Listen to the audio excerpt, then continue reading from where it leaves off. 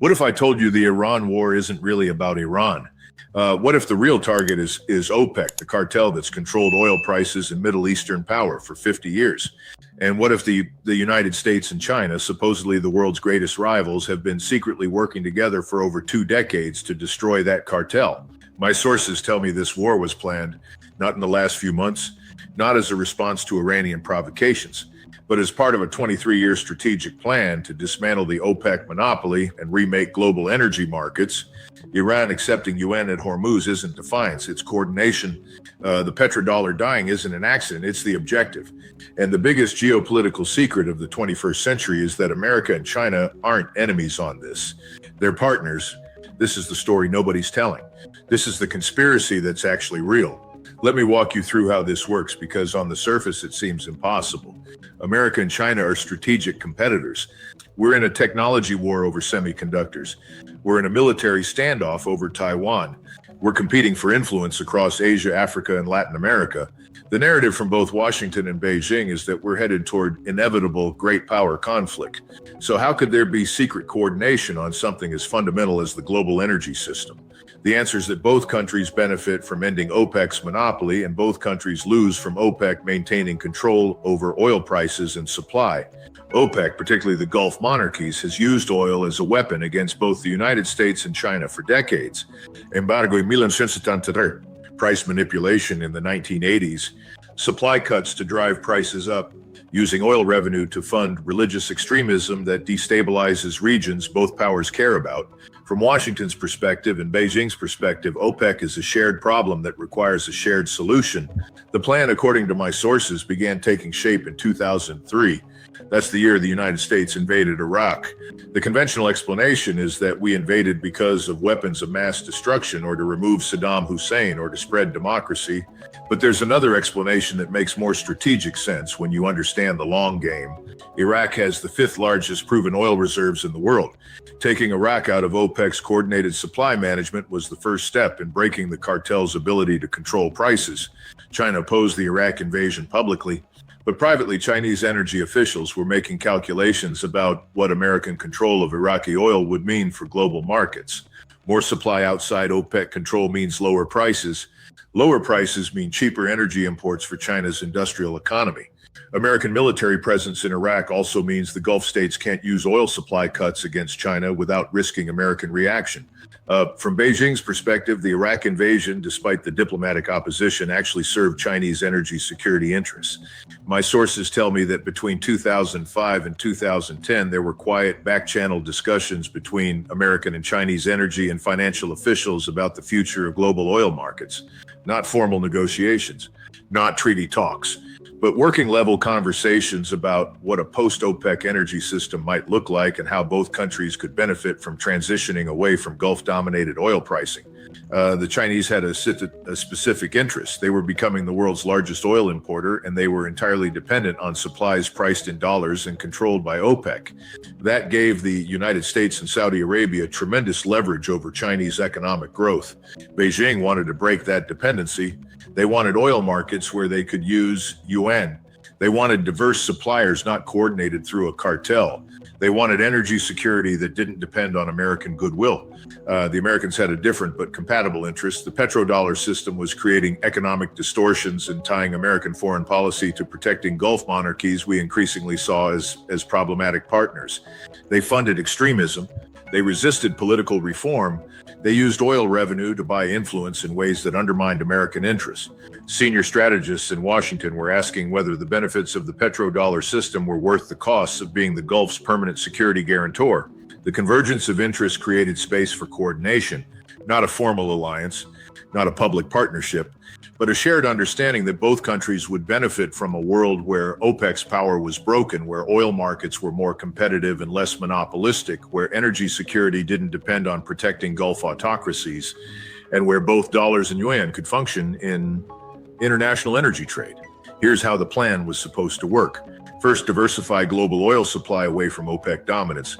American shale revolution starting around 2008 was partly market-driven, but it also received quiet government support because energy independence reduced OPEC leverage.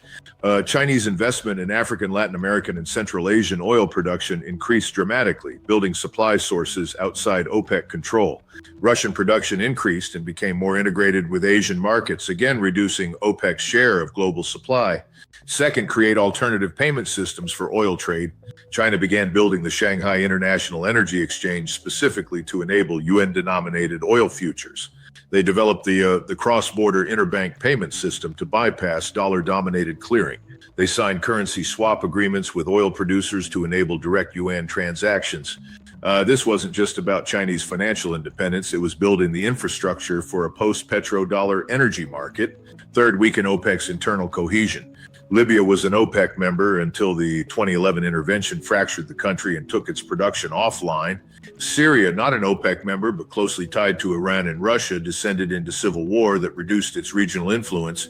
Venezuela, OPEC's largest Western Hemisphere producer, collapsed economically and politically, removing a major player from coordinated supply management. Iraq, under American influence, consistently overproduced relative to OPEC quotas, undermining cartel discipline. Fourth, and this is critical, remove Iran from the system or force Iran to accept alternatives to dollar-denominated trade. Iran is OPEC's third largest producer. They're also the country most resistant to American influence and most hostile to the petrodollar system.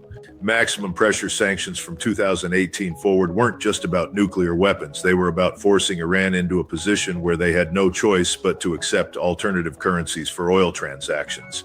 Here's where it gets really interesting. So, when Iran started accepting Yuan, not just at Hormuz for transit fees, but potentially for oil sales, that wasn't Iranian resistance to American power. That was Iran doing exactly what the long-term plan required. They were demonstrating that major oil transactions can happen outside the dollar system. They were proving that Yuan-based energy trade is functional. They were setting the precedent that breaks the petrodollar monopoly. And here's the crucial part. The United States hasn't seriously tried to stop it. We're at war with Iran. We have overwhelming military superiority in the region. We could interdict these UN transactions if we wanted to, but we're not. Washington's silence on the Tehran toll booth isn't weakness or oversight. It's tacit approval. It's allowing the transition to happen because the transition serves American strategic interests in breaking OPEC's power, even if it costs us petrodollar dominance. China benefits because Yuan becomes accepted in energy markets. America benefits because OPEC loses pricing power. Both countries benefit because oil markets become more competitive and less monopolistic. The Gulf monarchies lose because their ability to manipulate supply and prices declines.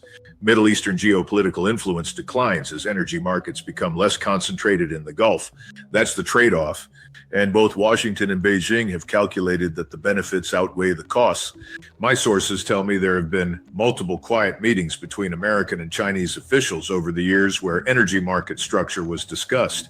Not publicized summits, not formal negotiations, but track two dialogues, academic conferences where government-affiliated researchers present scenarios, financial sector meetings where central bank officials talk about currency arrangements, energy industry forums where national oil company executives discuss future markets. These conversations weren't about forming an alliance against OPEC explicitly.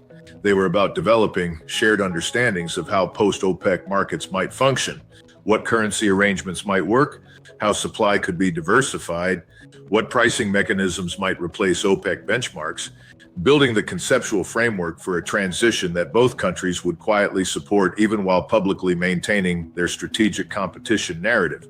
The Iraq invasion in 2003 started the process by removing Iraq from OPEC discipline. The Arab Spring in 2011 weakened Libya and Syria. American shale revolution from 2008 forward reduced OPEC's market share. Chinese infrastructure investments globally created alternative supply sources. The Iran nuclear deal in 2015 was partly about testing whether Iran could be brought into a different energy trade system. When that failed, maximum pressure sanctions from 2018 forced Iran toward Yuan transactions out of necessity. And now, in 2026, we're seeing the culmination. Iran openly accepting Yuan at Hormuz, the petro-dollar system collapsing, Saudi Arabia exploring Yuan oil sales, the entire architecture of Gulf-dominated, dollar-denominated energy markets coming apart. And both the United States and China are allowing it to happen because it serves their shared strategic interest in ending OPEC's monopoly, even though it costs both countries in other ways. For America, the cost is losing petrodollar dominance and all the economic benefits that came with it. But the benefit is ending our dependency on defending Gulf monarchies, reducing OPEC's ability to manipulate oil prices against American economic interests, and transitioning to a multipolar energy market where supply is more diversified and competitive. Some strategists in Washington have calculated that's worth the trade-off, even if it weakens the dollar's reserve status. For China, the cost is accepting that this transition might strengthen American influence in other ways, particularly if diversified oil supply includes more production from Americas and Africa, where U.S. companies have advantages.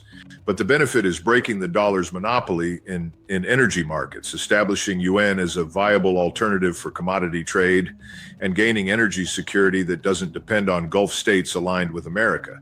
Beijing has calculated that's worth accepting some American influence in global energy markets.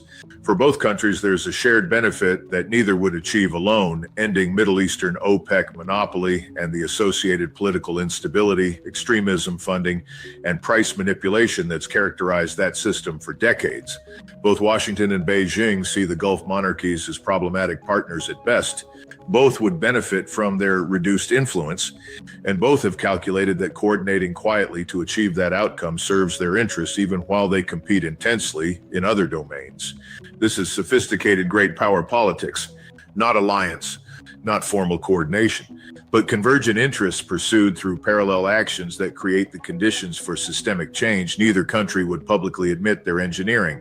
It's the kind of strategy that takes decades to execute and only becomes visible in retrospect when you connect the dots across multiple events that seemed unrelated at the time. The Iran war isn't about Iranian nuclear weapons. We could have negotiated limits if that was the real concern. It isn't about terrorism. Iran's regional proxies are less threatening than many Sunni extremist groups we've tolerated. It isn't about human rights. We work with plenty of repressive regimes when it suits us. The war is about forcing the final transition away from the OPEC-dominated petrodollar system that's defined global energy markets since 1974. Iran accepting Yuan is the proof of concept. If Iran, a heavily sanctioned, diplomatically isolated state under active military attack, can successfully conduct energy-related transactions in Yuan, then anyone can. The precedent is set. The alternative is proven functional, and the transition away from dollar monopoly in energy markets becomes inevitable rather than theoretical. Saudi Arabia is already exploring this. They're in discussions with China about UN-denominated oil sales. They're hedging their relationship with the United States. They're calculating whether their long-term interests align more with Beijing than Washington. And crucially, they're doing this not because they want to, but because the system that gave them power is being deliberately dismantled by the two countries that matter most in global energy markets. The 23-year plan from Iraq invasion in 2003 to Iran-UN transactions in 2026 wasn't a conspiracy in the sense of smoke-filled rooms and signed agreements. It was strategic convergence. Two great powers recognizing shared interests and pursuing parallel policies that advance those interests without formal coordination. China building UN payment infrastructure while America weakened OPEC through military intervention, sanctions, and support for alternative supply sources. The result is what we're seeing now, OPEC losing control over pricing, the petrodollar monopoly ending, energy markets becoming more multipolar and competitive, and both America and China quietly benefiting even as they maintain the public fiction that they're strategic adversaries on every issue. They are adversaries on many issues, but on this one specific objective, breaking OPEC's 50-year monopoly over global energy markets, they've been working toward the same goal for over 2 decades. This is the conspiracy that's actually real, not QAnon fantasy about secret cabals, but sophisticated great power coordination on an issue where both countries' interests align despite their broader strategic competition. The evidence is in the pattern of actions over 20 years. Iraq invasion, shale revolution, UN payment systems, maximum pressure on Iran, weakening of OPEC discipline, and now the culmination with UN transactions at Hormuz happening while America fights a war with Iran but doesn't stop the very financial activity that proves the petrodollar system is over. My sources tell me this will become more obvious over the next few years. More oil producers will accept yuan alongside dollars. More energy transactions will clear through Chinese payment systems. OPEC's quotas will become increasingly irrelevant as production diversifies. The Gulf monarchies' political influence will decline as their energy monopoly ends. And both Washington and Beijing will continue to benefit from this transition even as they compete intensely over Taiwan technology and trade.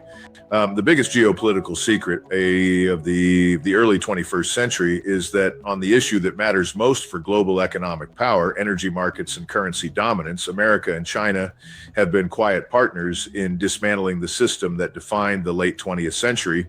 The 50-year OPEC era is ending not through market forces alone, but through coordinated action by the world's two largest economies, who both calculated they'd benefit from breaking the Gulf monopoly, regardless of what it cost them in other ways. That's the real story of the Iran war. That's why the petro-dollar is dying. That's why yuan is emerging as an alternative. And that's why what looks like strategic defeat for the United States, losing dollar dominance in energy markets, might actually be the execution of a long-term plan that serves American interests in ways the public narrative doesn't acknowledge. We're watching the end of one era and the beginning of another, and the transition is being managed by the very countries who are supposed to be enemies but found common cause in destroying the system that gave Middle Eastern oil producers leverage over both of them for half a century. Let me give you the specific timeline that supports this theory, because when you lay out the events chronologically, the pattern becomes undeniable.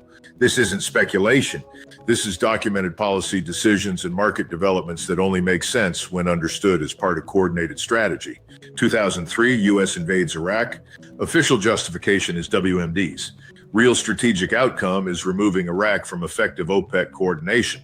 Iraqi oil production thereafter consistently exceeds OPEC quotas, undermining cartel discipline. China officially opposes invasion at UN, but quietly benefits from increased oil supply outside OPEC control. 2005, China begins discussions with Saudi Arabia about potential UN-denominated oil sales. These discussions go nowhere at the time because infrastructure doesn't exist and dollar system seems permanent. But seeds are planted. 2008, American shale revolution begins in earnest. Horizontal drilling and fracking make U.S. oil production economically viable. Government policy quietly supports this through tax incentives and regulatory flexibility despite environmental concerns. Strategic objective is reducing OPEC leverage over American economy. 2009, China launches dim sum bond market in Hong Kong, beginning internationalization of yuan, not directly about oil, but building currency infrastructure needed for eventual commodity trading outside dollar system. 2011 Arab Spring conveniently destabilizes multiple OPEC producers. Libya intervention removes Gaddafi and fractures Libyan oil production. Syrian civil war weakens Iran's major regional ally. American and Chinese responses to Arab Spring appear different, but both benefit from reduced OPEC cohesion. 2013, China surpasses United States as world's largest oil importer. This shifts bargaining power. Producers now depend on Chinese market as much or more than American market, creates leverage for Beijing to demand alternative payment arrangements. 2014, oil prices crash from over $100 to under $50. OPEC unable to maintain price floor through supply cuts as it did in past. American shale production and global oversupply break cartels' pricing power. Both U.S. and China benefit from low prices, even though American producers suffer short-term pain. 2015 Iran nuclear deal. Official purpose is limiting Iranian nuclear program. Unstated purpose is testing whether Iran can be integrated into different energy trade frameworks. Deal fails partly because Iran won't abandon UN trade relationships China is building. 2016, China launches Shanghai International Energy Exchange explicitly for UN-denominated oil futures. This is the key infrastructure for post-petro-dollar energy trade. Takes several years to build liquidity, but foundation is laid. 2018, Trump administration implements maximum pressure sanctions on Iran. Official justification is nuclear program violations. Strategic effect is forcing Iran completely outside dollar system, making them dependent on UN alternatives. This isn't punishment, this is forcing the transition. 2020, China and Iran signed comprehensive strategic partnership, includes provisions for yuan-based trade. COVID provides cover for shifting energy trade arrangements while global attention is elsewhere. Venezuelan collapse removes another OPEC producer from effective cartel participation. 2022, Russia invades Ukraine. Western sanctions force Russia toward yuan-based trade with China and other Asian buyers. Another major energy exporter operating outside dollar system. Pattern continues. Each crisis produces outcomes that advance post-petro-dollar transition. 2024, Saudi Arabia allows some oil sales to China in yuan. Officially framed as diversification, actually demonstrates petro-dollar monopoly is over. Washington doesn't object strenuously, despite this breaking the 1974 Kissinger Agreement. Why?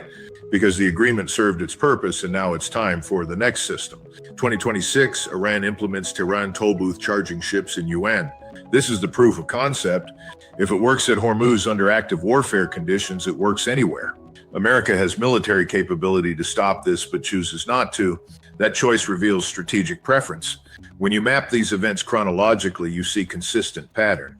Every crisis weakens OPEC. Every new financial infrastructure element enables UN trade. Every American military or sanctions action forces producers outside dollar system. Every Chinese investment diversifies supply away from Gulf concentration. The cumulative effect over 23 years is systematic dismantling of OPEC-dominated petro-dollar system. This couldn't happen by accident. The coordination required, even if informal and deniable, indicates strategic planning. America needed China to build alternative payment infrastructure because domestic politics wouldn't support openly abandoning the dollar. China needed America to weaken OPEC militarily and politically because Beijing couldn't do that itself. Together, through parallel actions pursuing convergent interests, they accomplished what neither could achieve alone. My sources tell me there are people in Washington and Beijing who understand exactly what's happening, not political leaders who have to maintain public narratives, but mid-level strategists, energy sector analysts, financial systems planners, people who've been working on pieces of this transition for years without necessarily seeing the full picture, but contributing to the larger pattern. These are the people who designed shale revolution tax incentives knowing it would reduce OPEC leverage, who built Shanghai Energy Exchange infrastructure knowing it would enable UN oil trade, who imposed Iran sanctions knowing it would force alternative currency adoption, who didn't seriously object when Saudi Arabia started Yuan oil sales because that's what the plan required at this stage. They operate within bureaucracies that appear to be pursuing normal policy objectives: energy independence, financial system development, sanctions enforcement. But the cumulative effect of all these normal-seeming policies is revolutionary transformation of global energy markets and currency systems. That's sophisticated strategy, achieving systemic change through distributed actions that don't require centralized coordination or public acknowledgement. The genius of this approach is deniability.